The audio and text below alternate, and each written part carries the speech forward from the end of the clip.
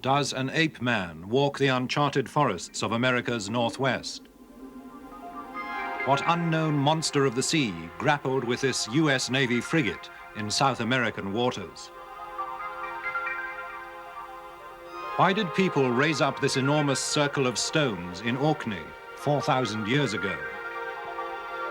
Who drew this giant, the largest figure in the world, on Chile's loneliest mountain? What hands fashioned the skull of doom? Does it bring death? Why do stones move by themselves in California's Death Valley? Mysteries from the files of Arthur C. Clarke, author of 2001 and inventor of the communication satellite. Now in retreat in Sri Lanka, after a lifetime of science, space, and writing, he ponders the riddles of this and other worlds. Mysteries have intrigued and amused me ever since I was a child and read stories of fishes falling from the heavens, of giant sea monsters attacking ships, and luminous shapes moving through the skies. Over the years, I've classified them in order of strangeness as mysteries of the first, second, and third kinds. Even in this small island, there are extraordinary things on every side. 1,500 years ago, a king of Sri Lanka built this fantastic staircase. Why?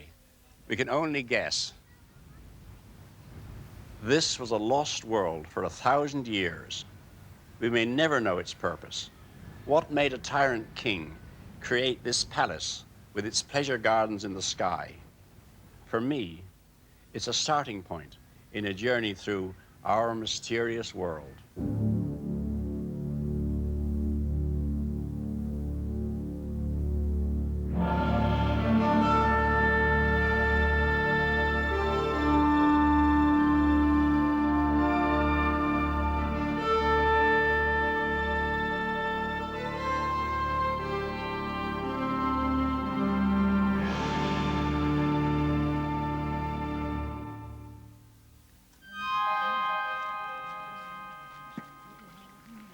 Well, here we are in the middle of India on a beautiful, bright, sunny day.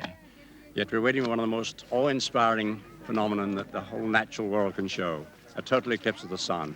A splendid example of a mystery of the first kind. In a few minutes, this brightly lit landscape will become perfectly dark. But of course, this still terrifies many people, and indeed, even to a modern civilized man, it's quite an awe-inspiring experience. We know that the sun is 400 times bigger than the moon, but also 400 times further away. So by this very strange coincidence, the moon can almost exactly cover the sun at certain times of its orbit around the Earth, and that gives us the total eclipse. So this is a mystery which has been solved, yet at the same time, there are a good many scientific mysteries about the sun which have not been solved, which is why astronomers, as you see here, travel all around the world so they can observe this wonderful phenomenon, which is of great scientific interest.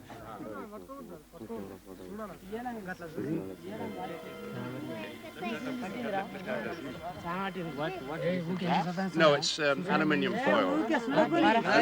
Aluminium foil. Two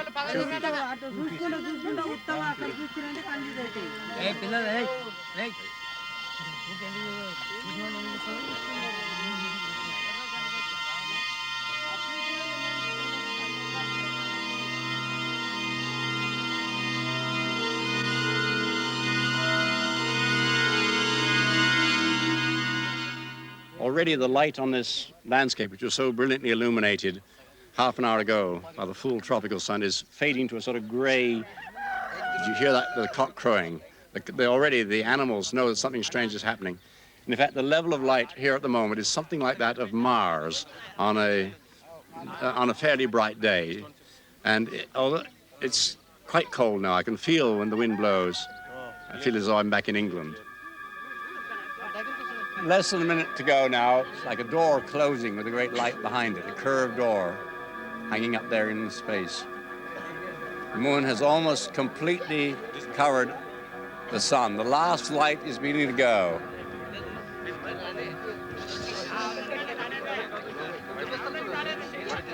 Just a tiny, narrow thread of light, that's all. Here's screams around me, people are scared of what's happening. As the landscape around us fades out. Only the very narrowest thread now. Just a few seconds left. It's going, going, going, gone. Eye patch is off. There is the corona, the most glorious sight, a great crown of light, the solar corona. There are streamers of light stretching out around it and very bright bursts of flame near the edge itself. It's still quite bright. We can see the landscape around us as though it's probably a bright moonlight night as far as the illumination is concerned, because the light from the corona is so intense. I can't see any other stars except Venus and little Mercury. Of course, the longer one looks, the more detail one sees.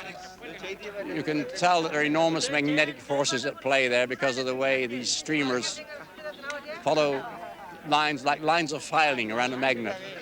Now, you can just see the sun coming. It's all ended. A burst of light, the diamond ring, so-called, just a single spot of light as the sun shines through one of the lunar valleys. It does look like a diamond ring in the sky. And now it's all over.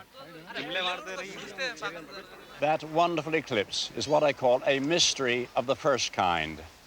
It was a mystery to our ancestors, but not to us. We know exactly how it was caused. Yet, tragically, millions of Indians failed to see it because they were terrified and stayed indoors and so missed the spectacle of a lifetime. We can enjoy an eclipse without fear, yet not without awe. However, this series is mostly about what I call mysteries of the second kind. There we don't have the answers, though we may have many clues. The first example I'm going to give is a literally striking one. It took place on another beach in Scotland a few years ago.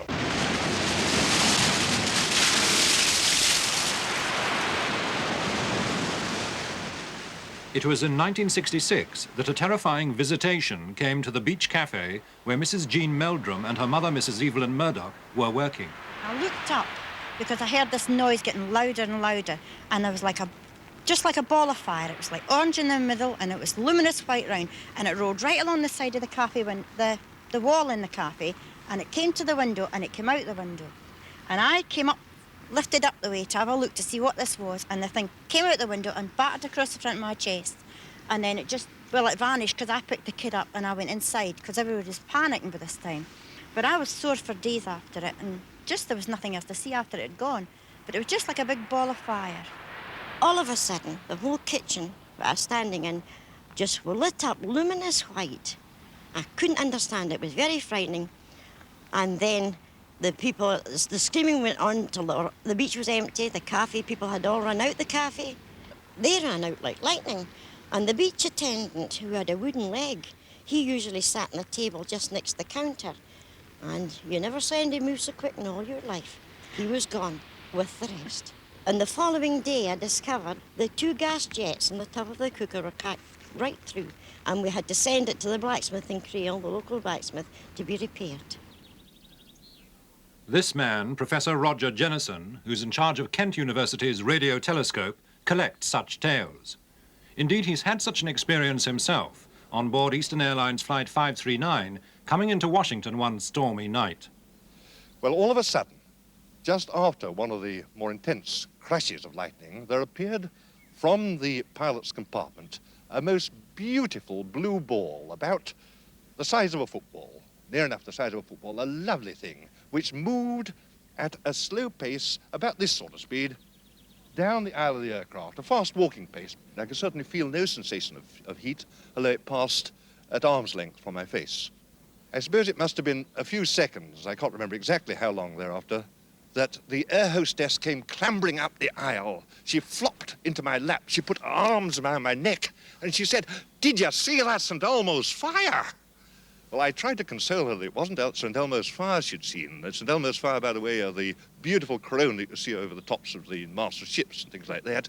But this indeed was ball lightning. We'd indeed been very, very fortunate to see at very close quarters ball lightning actually travelling down the middle of a screened aircraft.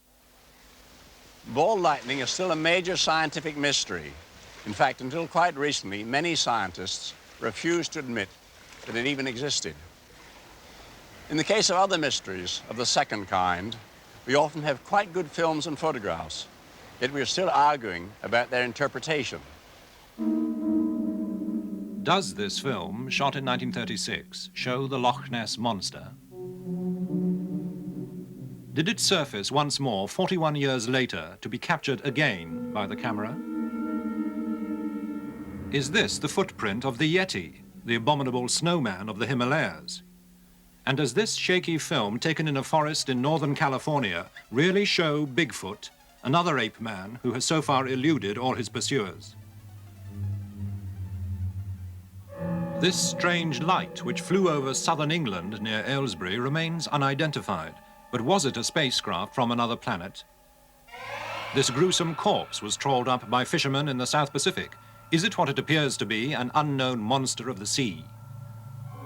When the camera seems to capture an African snake twice as long as any ever recorded, or a missing link killed by explorers in South America, or an unknown species of big cat roaming the plains of Africa, can we believe the evidence the film conveys? Apart from the films and photographic evidence for these mysteries of the second kind, there are perplexed and often frightened eyewitnesses who'd like an answer just as much as I would. Gently. Water bailiff Alex Campbell reports he's seen the Loch Ness Monster 18 times. His closest encounter came one night as he rowed in a boat with a policeman friend, Constable John Fraser. There was this terrific upsurge of water. Terrific.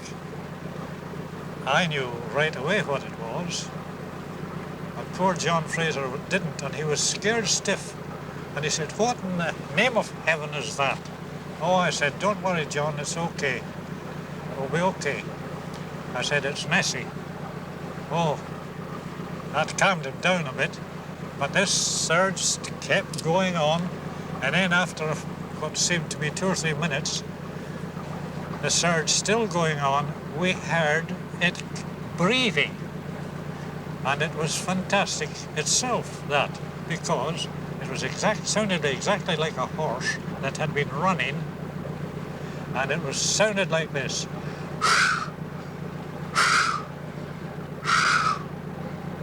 Just like that. This Belgian helicopter pilot, Colonel Remy Van Lierde, was menaced by a gigantic snake. He was operating in the Congo.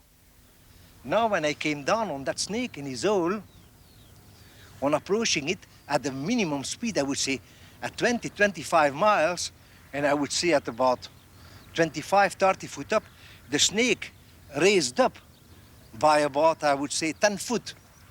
And I could very clearly and closely see the head, which was looking, and I could not make a better comparison, as with a very large horse, with big, very, very big jaws, looking triangular.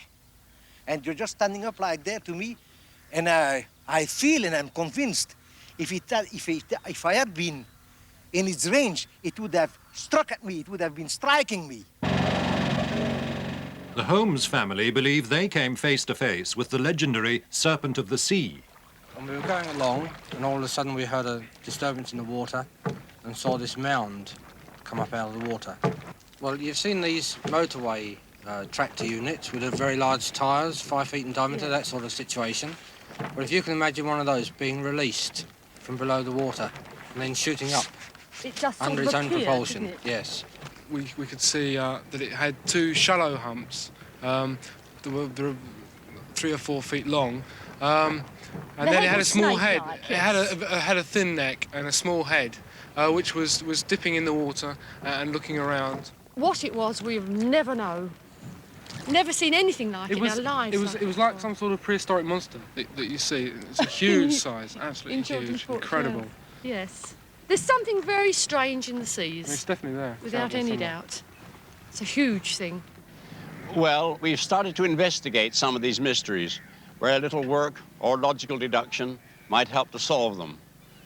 Of course, where the evidence is lacking, they may remain mysteries of the second kind forever.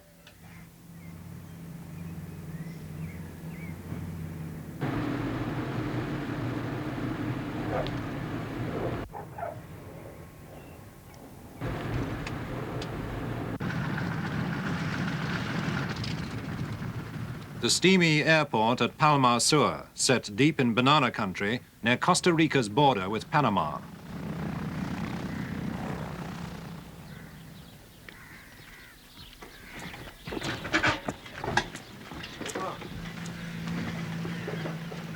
Dr. Luis Gomez is director of Costa Rica's National Museum. Bien, gracias. He's flown in to hunt for any clue which might explain one of the world's most intractable mysteries, the giant stone balls of Costa Rica. Huge and uncannily perfect spheres, handmade and of unknown origin. They're even beside the airport runway. But Gomez's goal lies in the heart of the banana plantations, where an archaeologist has reported a new find.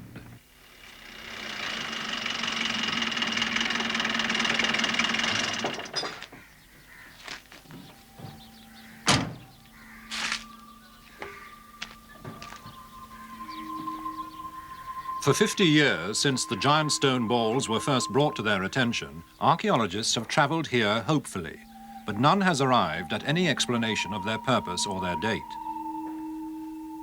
In charge of this dig is Mike Snarskis. Hello, Mike. Louise. How are you? It's about time you're here. This is hard work. I imagine so in this heat. No, listen, this is something we found, not only this one, which looks to be about the size of the one that's in the Palmar airport, but also over here about 100 yards, another large one. Right here behind you, still another. I think it's been broken, but looks large as well. We probably have the arrangement that we read about years ago of balls in lines. There's absolutely nothing to tell who made the spheres or when or why. Bewildered archaeologists can merely clutch at straws. The fact that they are in lines brings into my mind the possibility that they represent actual maps of constellations, for instance. That's my favorite theory, but I don't know what... Mike, what do you think these stone balls were made for? Well, Luis, that's it's a difficult question. Now, I, as an archaeologist, should know better than anyone what these balls represent, and in fact, I know almost nothing. More than 1,500 giant stone balls have so far been found, the biggest 8 feet across and weighing 16 tons. The granite they are made from has been brought from mountains many miles away. They are mathematically precise and must have taken years to grind down with nothing more than stone tools and abrasives. Today, they are the Costa Rican equivalent of the garden gnome. Dozens have been carried off to the capital, San Jose, to adorn important buildings. Others have been smashed by treasure hunters inspired by talk of hidden gold. But many still lie half buried in the jungle and banana groves, where an unknown people placed them in a forgotten era. In half a century of painstaking work, not one real clue has emerged to explain the giant stone balls of Costa Rica. As you can see, we know nothing about the stone spheres. They remain and will remain for many years to come a very true mystery.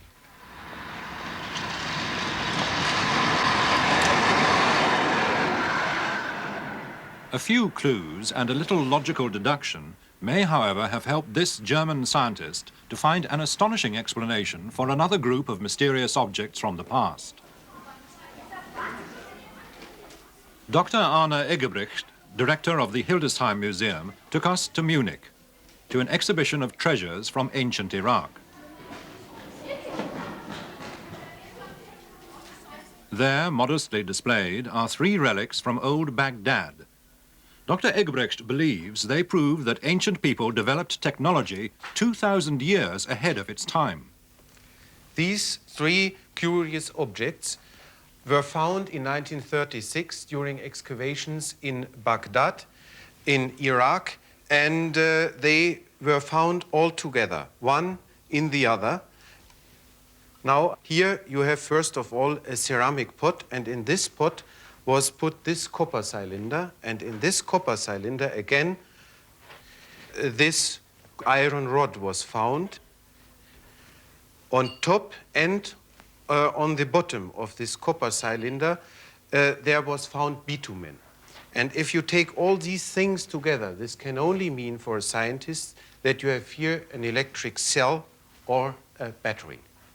The remarkable thing is that these objects are 2,200 years old.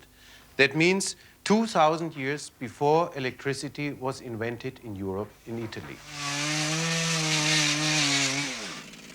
In this experiment, part of an Iron Age fort is recreated in northern Scotland.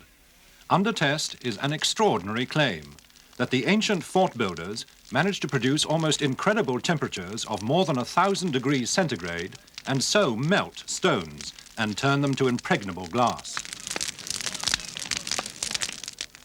With American Richard Brinkerhoff, we walked on the very lintels of a great stone circle to investigate his theory that Stonehenge was an observatory.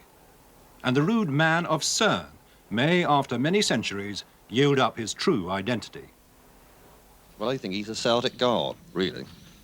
A sex symbol. We did have one girl that was been married for about 7 years and hadn't managed to have a child, so we told her to go and sit on the giant. Apparently you're supposed to sit up there with your knickers off. I don't know whether she did that or not. But the next spring she was pregnant. I look at him every day. I think he is a sex symbol because he does wonders for me. The secret of who he is may lie in the soil, beneath the turf from which the giant is cut.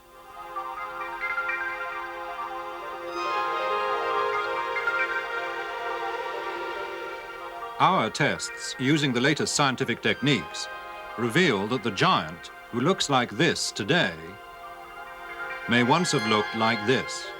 The clue to his name and date lies in the line under his arm. A mystery of the third kind is something where we just haven't a clue.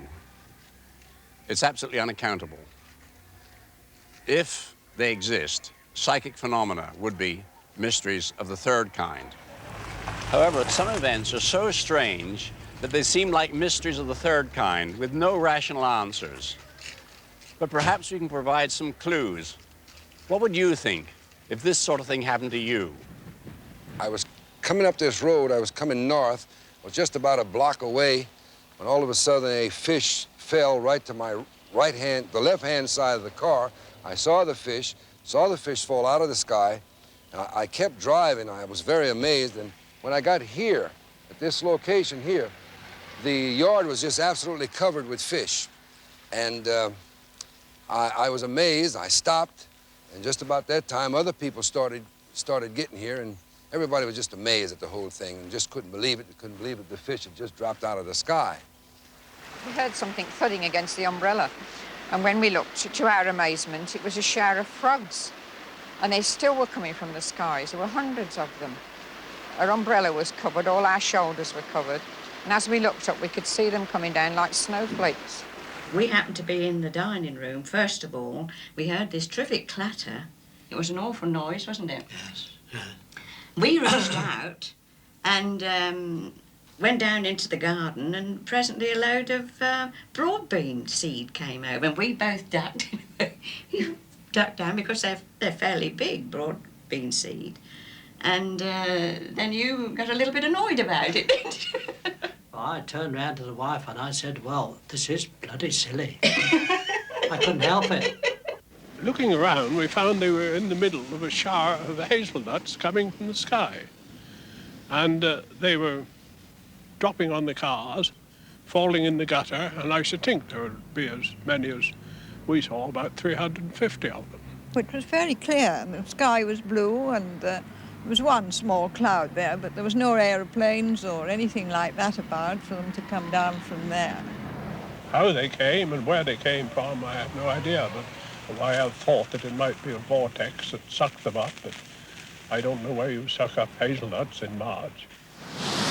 Our universe is such a strange and wonderful place that reality will always outrun the wildest imagination.